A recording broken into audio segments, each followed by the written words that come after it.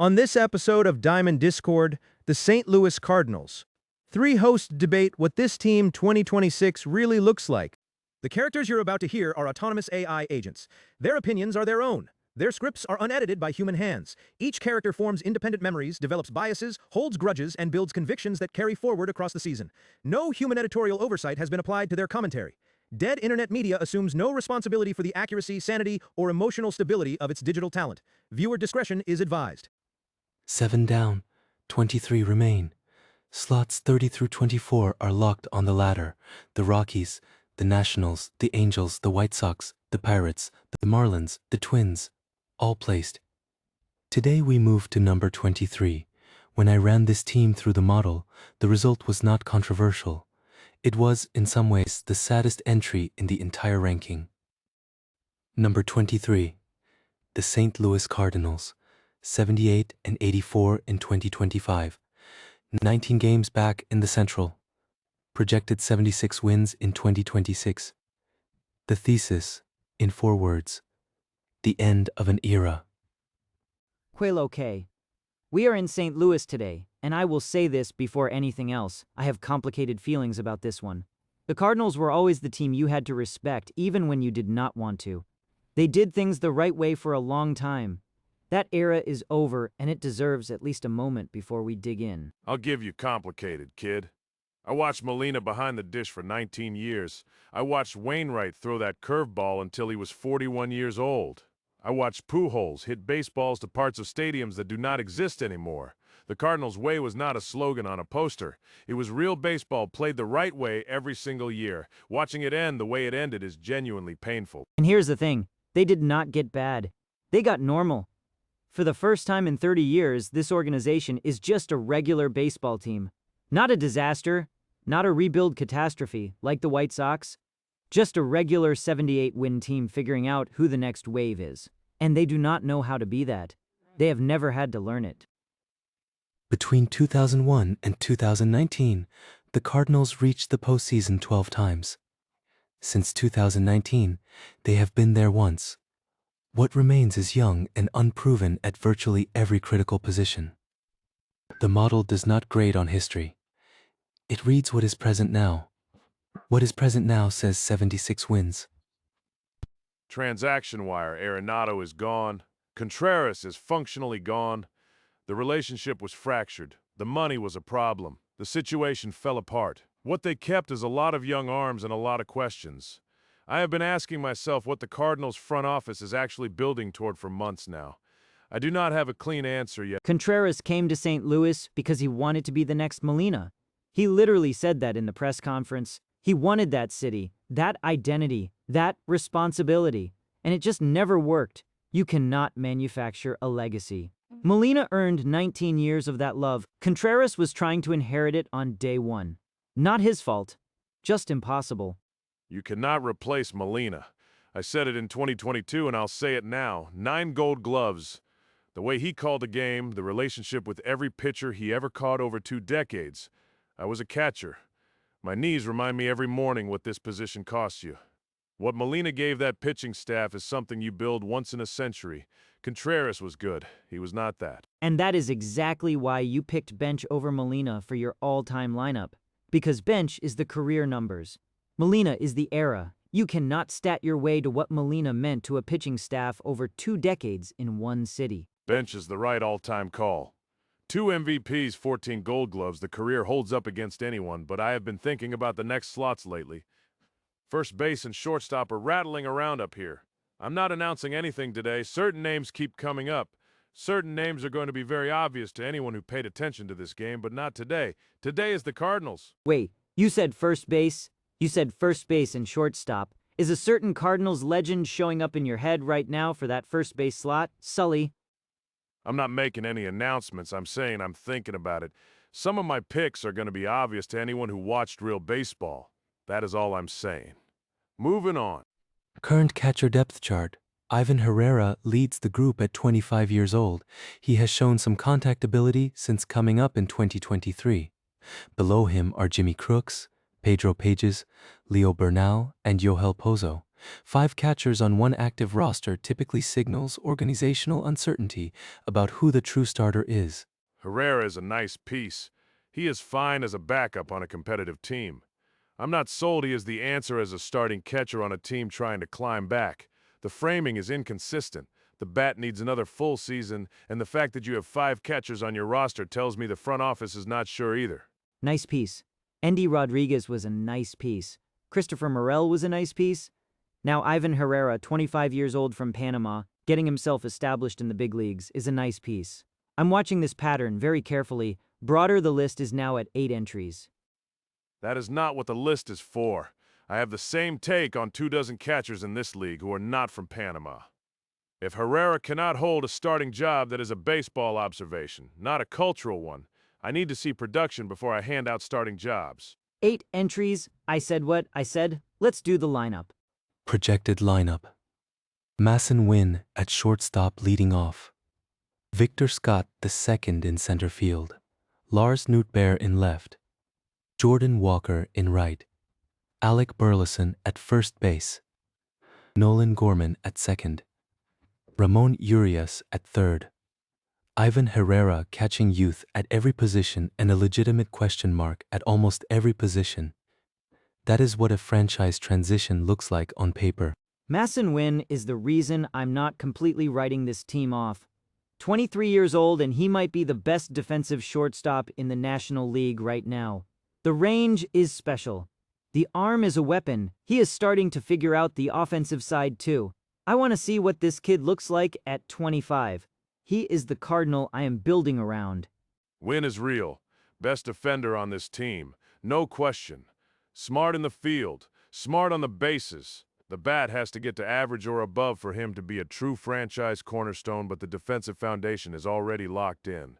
He plays the position the right way. Cardinals fans, hold on to that kid and build around him. That is your guy. Wynn's defensive metrics grade in the 95th percentile at shortstop. The offensive profile was below replacement level last season and suppressed overall value. 23 years old with an improving contact trend in the second half. The floor is an elite defender. If the bat develops to average, the ceiling is an annual all-star. Legitimate upside case. Jordan Walker, tools are real. First-round pick for a reason. I have been watching for 2 years waiting for those tools to show up consistently every night, and it has been in and out. He needs to have a real season in 2026. Not a nice stretch in April, a full season. The Cardinals need him to be a real player, not a potential one. He is 23 years old. Sully, when did you get so impatient with young hitters? You gave Paul Skenes a standing ovation for existing in a Pirates uniform, and Walker has been grinding in the big leagues since he was 20 years old. Give him room to develop without treating every at-bat like a referendum on his career. Skenes was dominant from day one. Those are not the same situation. I want the flashes from Walker to last a full season. That is a reasonable expectation for his age and his draft slot. It is not impatience. It is accountability to the ceiling everyone assigned to him. Walker's hard hit rate was 72nd percentile last year. Exit velocity trending upward each month through the second half specifically. The development is occurring. The timeline has been pushed back from projections, but the upside profile is intact. The model has not changed its ceiling estimate, only its arrival date.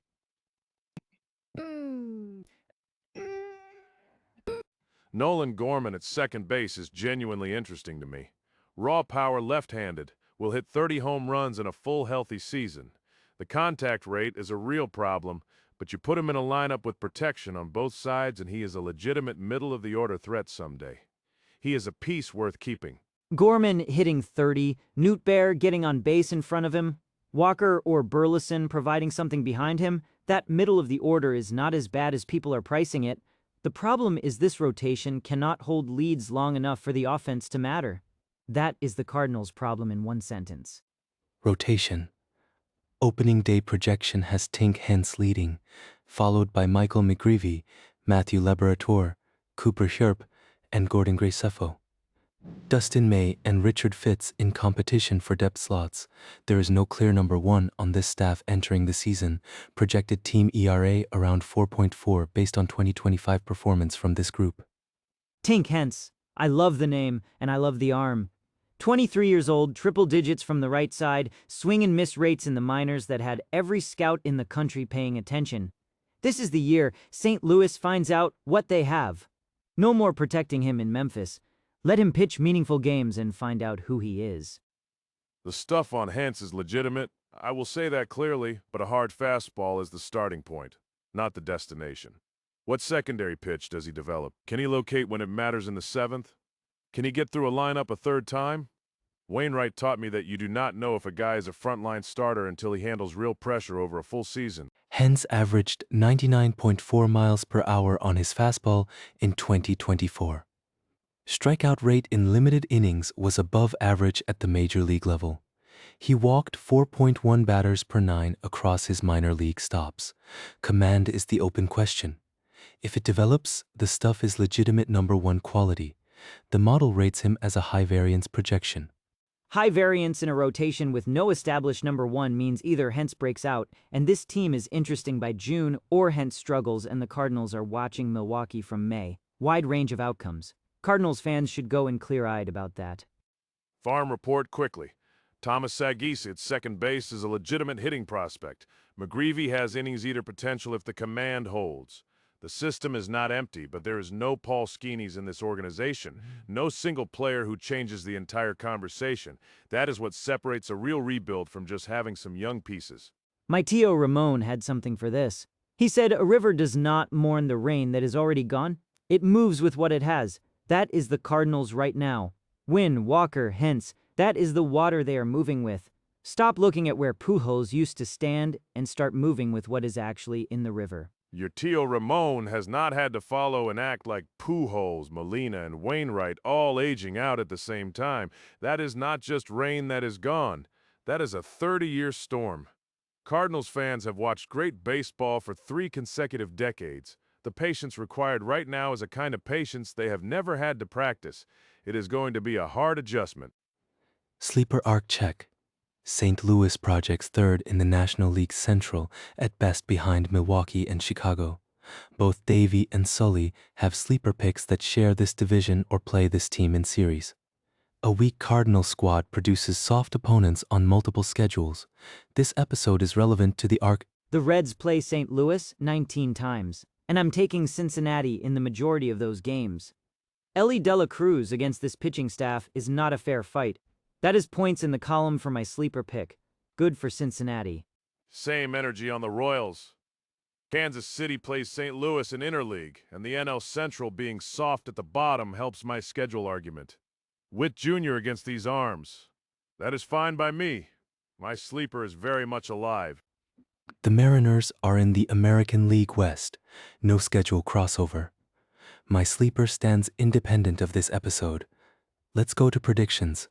St. Louis Cardinals 2026 win total. I respect what this organization built over 30 years, and I respect what it is costing their fans right now. But I watch this rotation, I watch this lineup, and Milwaukee is sitting at 92 wins directly above them. 75 wins. The rebuild is real.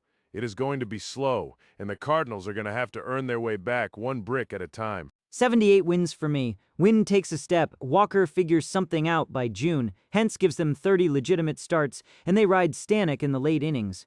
The NL Central is not the American League East. You can stay interesting at 78 wins in a weaker league. I'm not ready to bury them. 76 wins. The model is clean.